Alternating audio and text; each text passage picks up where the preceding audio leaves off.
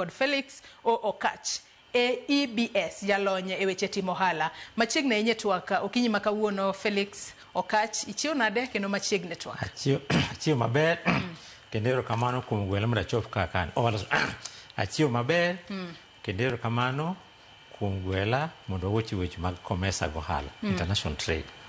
Ang'eyo ni in kaka multilateral trade expert matinde ni oking'i mana ohala manitiere piny Kenya kae ting'iye nyaka mago manitiere e pinje maoko. Romo mar commerce mane chakre ayanga chieng' wuok tich nyaka sani wanyalo wacho ni okenge mage ma in korka kori king'iye kod angolo mari kaka jalonye weche mag timo ohala. Kwang'iyo romo mano bedo kanyo chieng' wuok tich wantiere kod chieng' tich ariyo odiochieng' manyoro chieng' tich adek foreign ministers noromo ayanga odiochieng' makawuono jotend pinje ema romo makamano hie odhi kelo ang'o ne jo Kenya.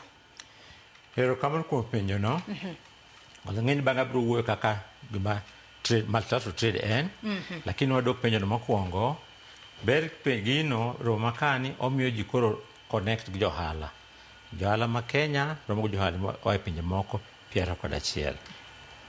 Mar ariyo e romo ka nitie conferences madhi mbele wuoyo on export mag horticulture, wuoyo on technology ohala timo ohala manyien gik mago iwacho to ber keto regional trade mondo ji otim ohala kamoro achiel mage owach kanyo.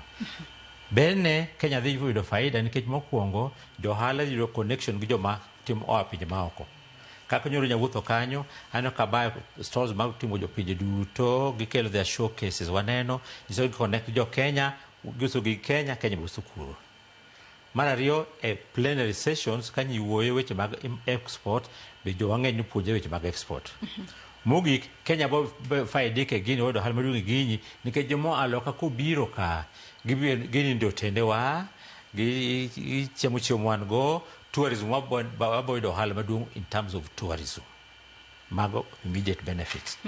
Ato nyaka sani wacho ni kani wuotho kacha kinde mani wuotho kacha bende nyalo wacho ni japiny ma kawaida bende ong'eyo gima ne dhi mbele pacho kae momiyo chopo kacha mondo embondo ne otiegre ane ni ento nyalo yudo ber mane kuwuok e riwruok mar timo ohala e kind pinje 21 manitiere boma bul mar Komesa.